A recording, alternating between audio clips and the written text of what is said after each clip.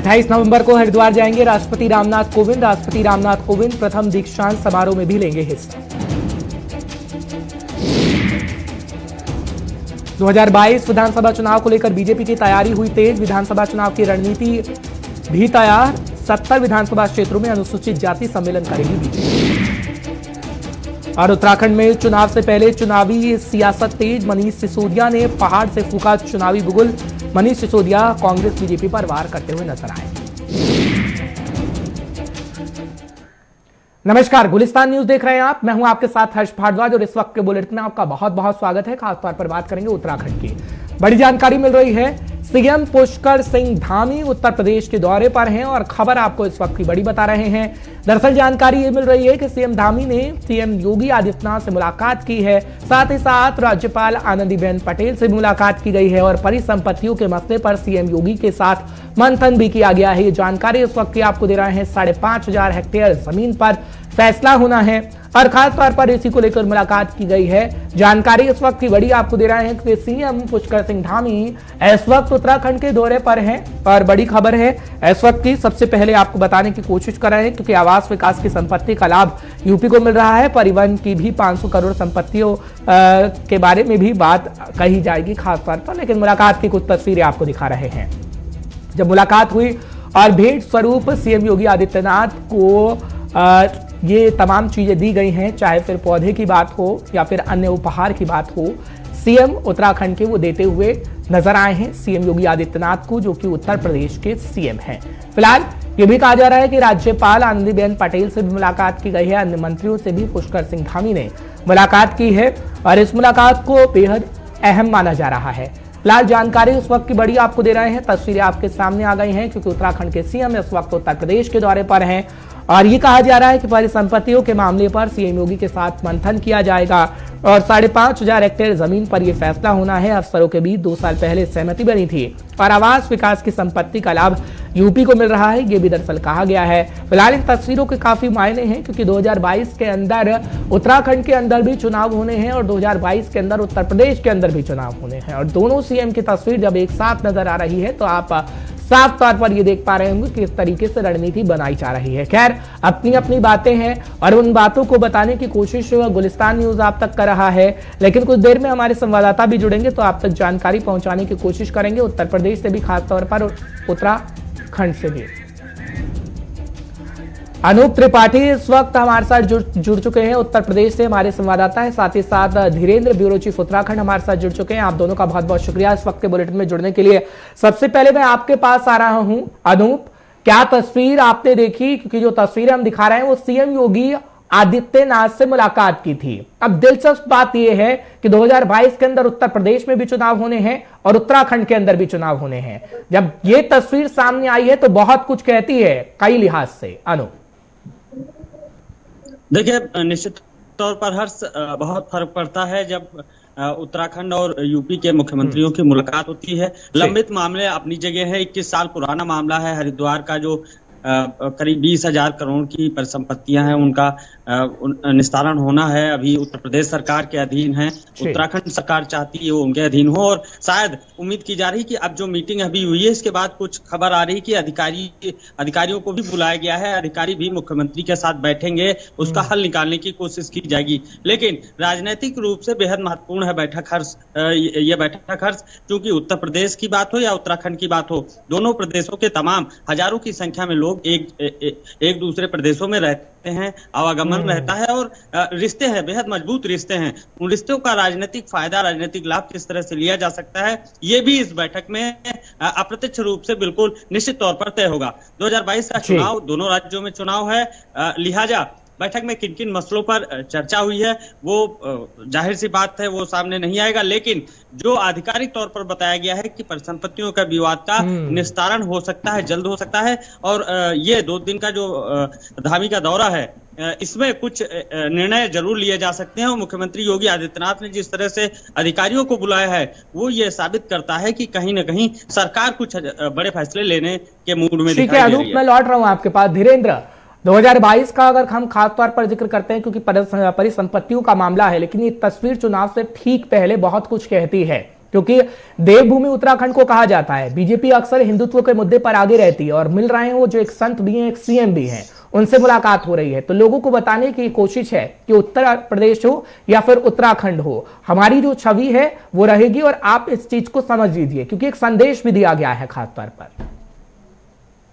बिल्कुल हर्ष, देखिए उत्तर प्रदेश और उत्तराखंड का जो परिसंपत्तियों के बंटवारे का जो मसला है वो पुराना हो गया। यानी 21 साल हो गए उत्तराखंड को बने और तब से अभी तक कोई खास प्रगति नहीं हुई। जैसा कि अभी अनूप जी बता रहे थे, लगभग 20,000 करोड़ की परिसंपत्तियों पर फैसला होना है, जो हरिद्वार में है, जो उत्तर प्रदेश सिंचाई विभाग के तहत है।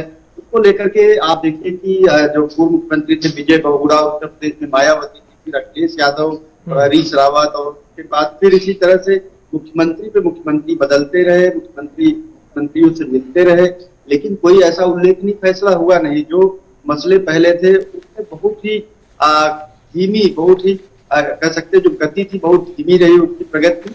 लेकिन अब जब से पुष्कर सिंह धामी बने हैं और उनका जो पहला दौरा है उत्तर प्रदेश का परिसंपत्तियों के बंटवारे को लेकर उसकी जो बैठक है वो पहली है, और पूरी उम्मीद है कि इस पे कोई अहम फैसला आ सकता है, क्योंकि चुनाव दोनों राज्यों में एक साथ होना है। और अगर मुख्यमंत्री इसमें कुछ सफल होते हैं और डबल इंजन की सरकार की जो बात करें, केंद्र और राज्य में बीजेपी हो, तो इस समय वो डबल इंजन नहीं ट्रिपल इंजन की सरकार कर सकते हैं, क्योंकि उत्तर प्रदेश में भी बीजेपी के नेतृत्व में सरकार है, उत्तराखंड में भी है। तो निश्चित रूप से कोई सकारात्मक प्रगति हो सकती है और उसका पूरा सियासी लाभ 2022 के चुनाव में मिल सकता है, क्योंकि उत्तराखंड का जो आंदोलन था बहुत भावनात्मक आंदोलन था और अभी भी यहाँ के लिए लोग उत्तर प्रदेश को लेकर के काफी भावनात्मक है। और जो संपत्तियों का विवाद चल रहा है वो कहीं न कहीं उत्तर प्रदेश और उत्तराखंड के संबंधों पर भी कभी कभी असर डालता है।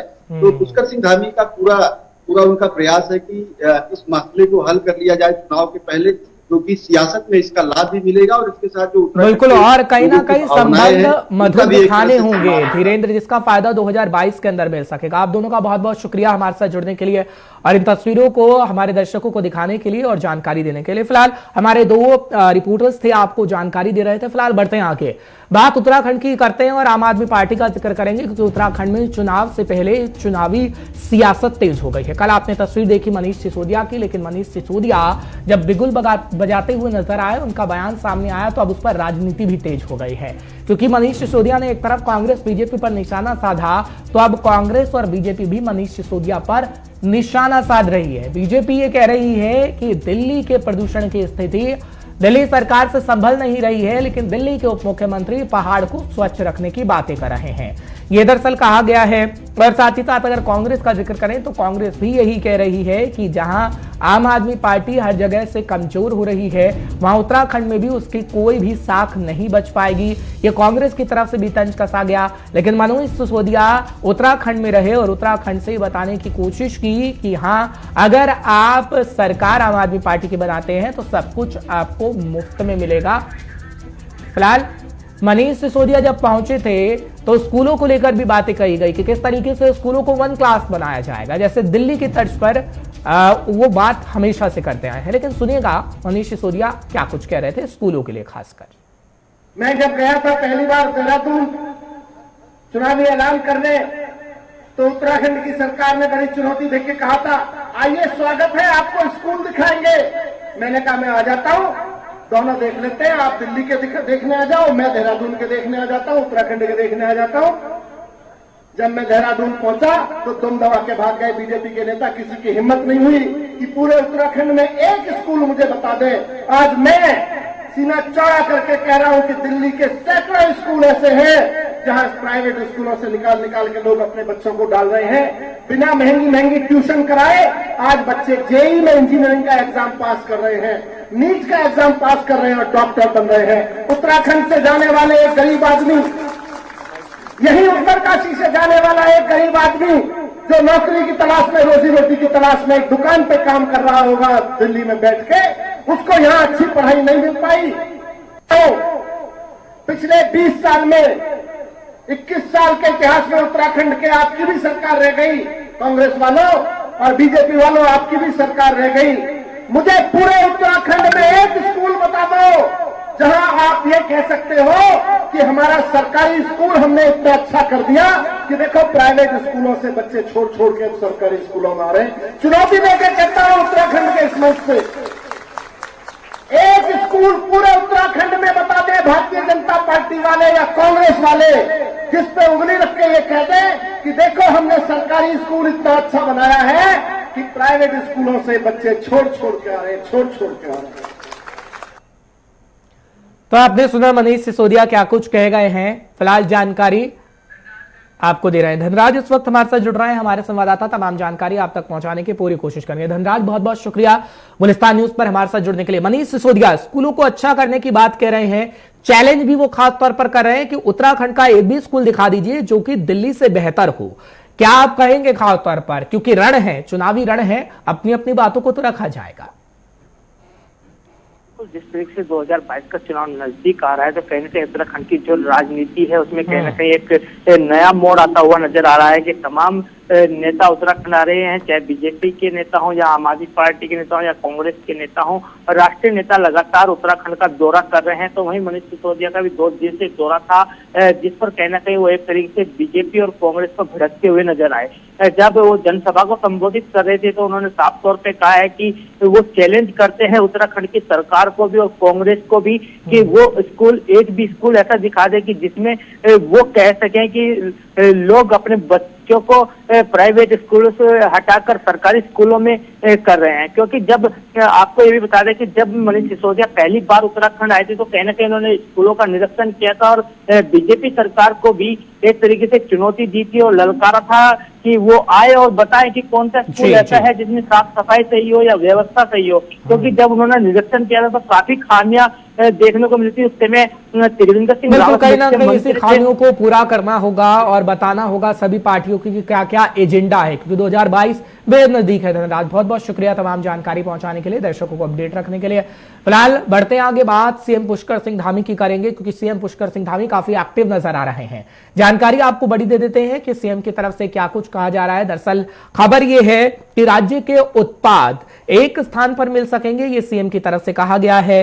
और मुख्यमंत्री पुष्कर सिंह धामी ने doctor Shyama Prasad Mukherjee urban mission और मुख्यमंत्री की घोषणा के अंतर्गत रानी पोखरी क्लस्टर में सम्मानित कार्यक्रम हुआ, जिसमेम ग्राम पंचायत रानी पोखरी में बनाए गए उत्तरा स्टेट एम्पोरियम का लोकार्पण किया गया। सीएम की तस्वीर आप खास तौर पर देख पा रहे होंगे और 161 से ज्यादा करोड़ की लागत से निर्मित उत्तरा स्टेट एम्पोरियम का लोकार्पण सीएम की तरफ से कर दिया गया है, जिसकी तस्वीरें हम आपको दिखाने की कोशिश कर रहे हैं।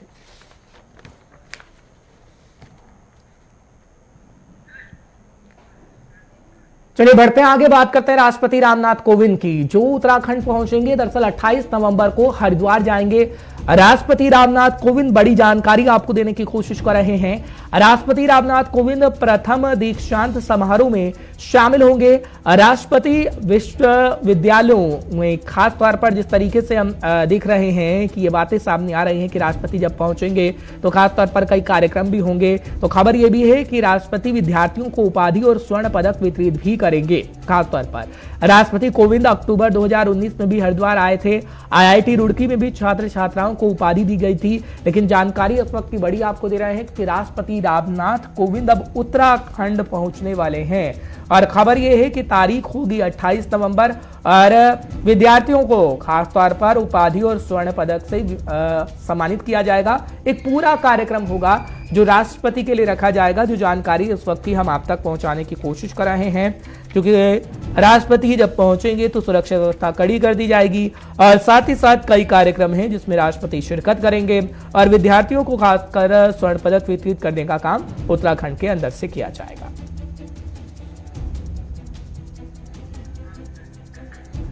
चलिए बात बीजेपी की एक बार फिर फटाफट से करते हैं, क्योंकि चुनावों को लेकर तैयारी है और 2022 विधानसभा चुनाव को लेकर बीजेपी की तैयारी तेज हो गई है। बड़ी खबर आपको बता दें, विधानसभा चुनाव की रणनीति तैयार हो गई है। 70 विधानसभा क्षेत्रों में अनुसूचित जाति सम्मेलन करेगी बीजेपी। अधिक से अधिक लोगों को बीजेपी का जोड़ने का संकल्प है।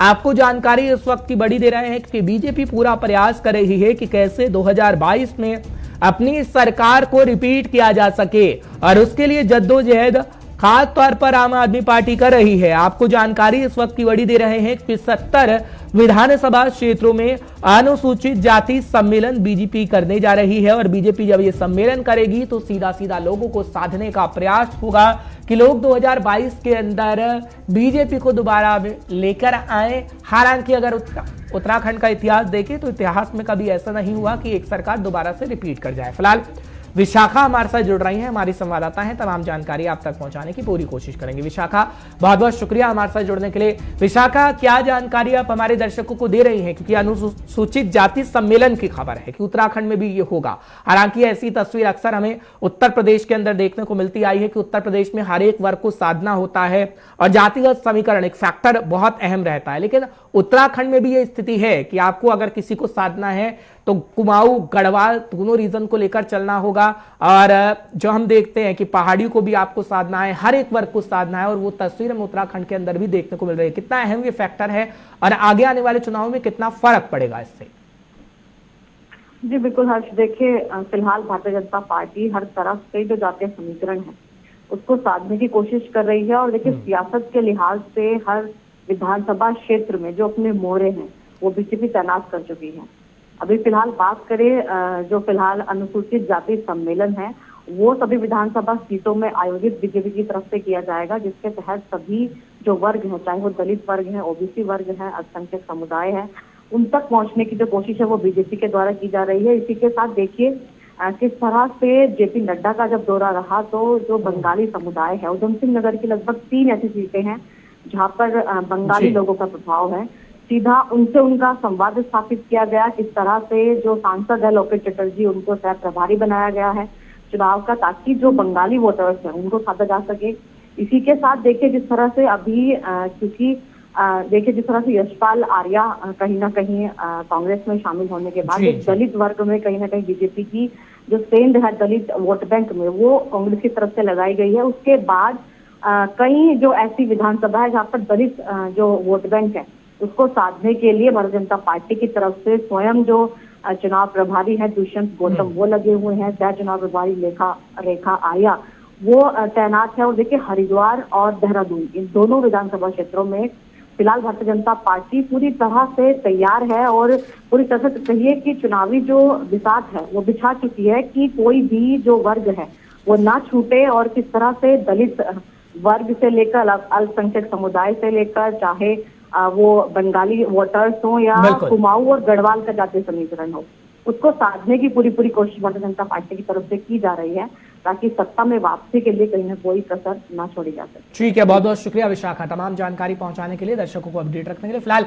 एक और बड़ी जानकारी उत्तराखंड से मिल रही है, क्योंकि बात अगर 19 तारीख की करें तो हरिद्वार में भीड़ उमड़ सकती है। वो किस लिए, आपको जानकारी फटाफट से दे देते हैं, क्योंकि ये कहा जा रहा है कि गंगा स्नान के लिए खासतौर पर हरिद्वार में भीड़ उमड़ सकती है, क्योंकि 19 नवंबर को कार्तिक गंगा स्नान और मेला है।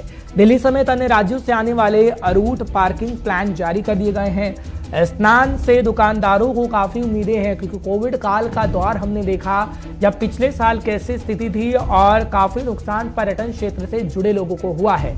लेकिन अब ये कहा जा रहा है कि जब हरिद्वार गंगा स्नान करने यानी कार्तिक गंगा स्नान होता है हर साल, आज 19 तारीख को ये कहा जा रहा है कि आज 18 तारीख है, कल 19 तारीख है, लेकिन आज ही लोगों का पहुंचना शुरू हो गया है और काफी भीड़ भी देखने को मिल रही है। लेकिन प्रोटोकॉल का पालन इस वक्त जनता करती हुई नजर आ रही है। लेकिन प्रशासन की तरफ से भी पूरा एक प्लान तैयार किया गया है और इससे पहले ही रूट को डाइवर्ट किया गया है, पार्किंग प्लान भी जारी कर दिया गया है, ताकि लोग समझ सके कि हाँ कहाँ पे पार्क गाड़ियों को करना है और कौन से रूट से उन्हें उत्तराखंड जाना है।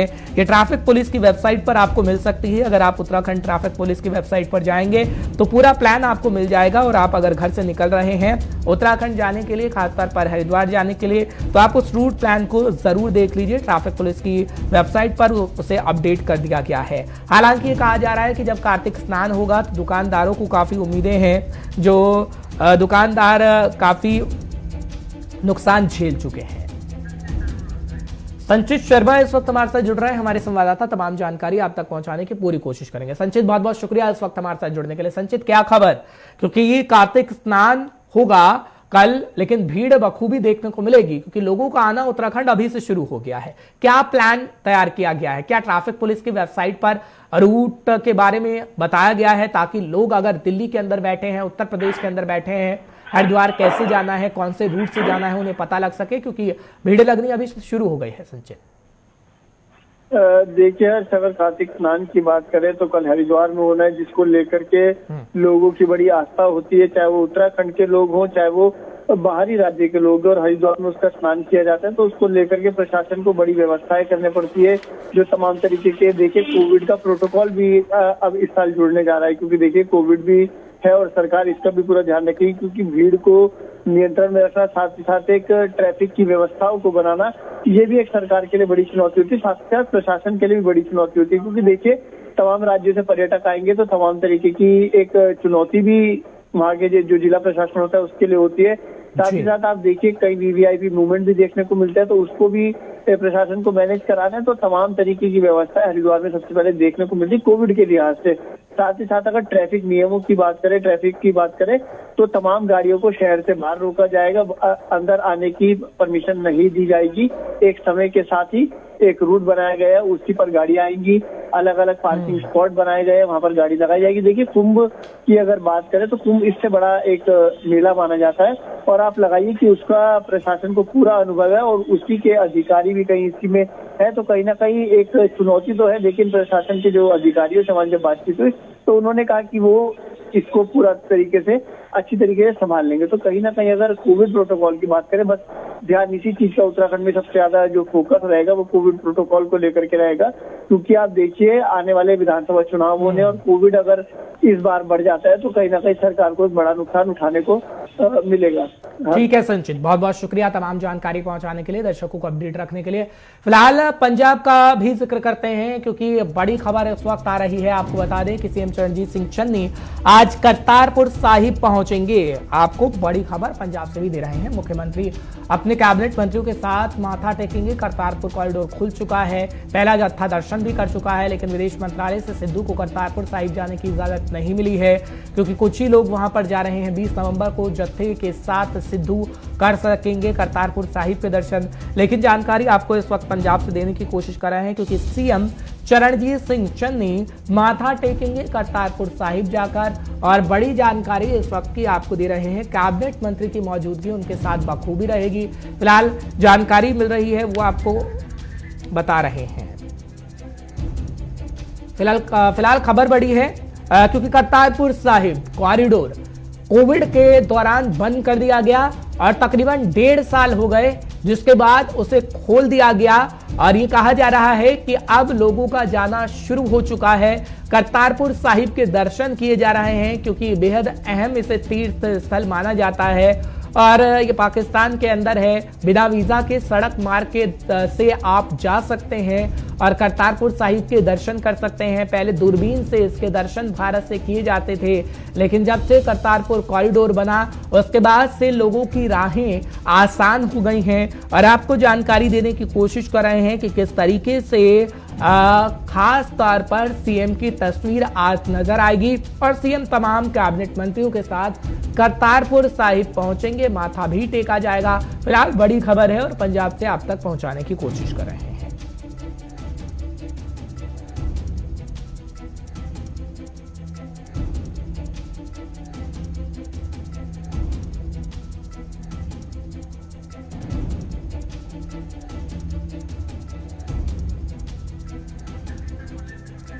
नवदीप छाबड़ा इस वक्त हमारे साथ जुड़ चुके हैं, पंजाब से रीजनल हेड, साथ ही साथ सीनियर साथी भी हैं। नवदीप बहुत बहुत शुक्रिया हमारे साथ जुड़ने के लिए। नवदीप, करतारपुर कॉरिडोर का हम सुबह से जिक्र कर रहे हैं क्योंकि सीएम चरणजीत सिंह चन्नी की तस्वीरें सामने आएंगी जब वो करतारपुर साहिब जाएंगे, मत्था टेकेंगे। क्या जानकारी आपके पास? सिद्धू को इजाजत नहीं मिली है, आखिर क्यों? देखिए बिल्कुल हर्ष, क्योंकि रजिस्ट्रेशन का जो काम है वो पूरी तरीके से ऑनलाइन रहता है, इसलिए किसी के हाथ में नहीं है, क्योंकि पाकिस्तान कौन जाएगा इसके लिए तय जो है वो विदेश मंत्रालय की जो वेबसाइट है वो करती है। तो ऑनलाइन के जरिए जो नवजोत सिद्धू की तरफ से एप्लीकेशन डाली गई है उसका समय जो तय किया गया है वो अब 20 नवंबर तय किया गया है। हालांकि मैं आपको आज बताना चाहूंगा कि पंजाब सरकार की तरफ से आज जो पहला प्रतिनिधिमंडल जो है वो जाएगा करतारपुर साहिब के दर्शनों के लिए, उसमें भी पूरी कैबिनेट को आज अनुमति नहीं मिली है। केवल 17 लोग जो हैं वो पंजाब कैबिनेट की तरफ से मुख्यमंत्री के साथ श्री करतारपुर साहिब जा रहे हैं। बाकी जो सदस्य हैं वो आज नहीं बल्कि कल दर्शनों के लिए जाएंगे। तो इसमें साफ है कि इसमें किसी भी तरीके से कोई राजनीति जो शायद वो नहीं है, क्योंकि ऑनलाइन प्रोसेस है, केंद्र की तरफ से तमाम अप्रूवल दी जाती है, जो जो वहां पर जाएगा सुरक्षा का भी हवाला दिया जाता है। तो यही कारण है कि नवजोत सिंह सिद्धू को आज उनका नंबर नहीं आया, क्योंकि पंजाब सरकार के भी कई ऐसे मंत्री हैं जो हम कह सकते हैं कि मुख्यमंत्री के बहुत ज्यादा करीबी थे, उनको भी आज अनुमति नहीं मिली है। वो कल जो उनके मुख्यमंत्री और विधायकों का एक दल जो है वो कल भी करतारपुर साहिब माथा टेकने जाएगा। तो हम ये कह सकते हैं कि अब आने वाले कई दिनों के अंदर ये प्रोसेस जो है वो चलता रहेगा। बहुत सारे ऐसे कांग्रेस के विधायक हैं जिनको अभी अनुमति नहीं मिली है, जिनका नंबर नहीं आया। तो जिस तरीके से जिनका नंबर आएगा वो दर्शनों के लिए जाएंगे। लेकिन हम ये कह सकते हैं कि करीब 10 से 15 मिनट के अंदर कभी भी जो मुख्यमंत्री हैं वो डेरा बाबा नानक जो पहुंचने वाले हैं, क्योंकि उनका काफिला अपने गृह निवास से सुबह निकल चुका है, वो रास्ते में है। करीब 11:30 बजे तमाम जो सिक्योरिटी की औपचारिकता है। बिल्कुल नवदीप, और वो तस्वीरें आप हमारे पास शेयर करिएगा, हम अपने दर्शकों को जरूर दिखाएंगे। बहुत बहुत शुक्रिया नवदीप तमाम जानकारी पहुंचाने के लिए, दर्शकों को अपडेट रखने के लिए। फिलहाल इस वक्त के बुलेटिन में इतना ही। तमाम खबरों के लिए आप देखते रहिए गुलिस्तान।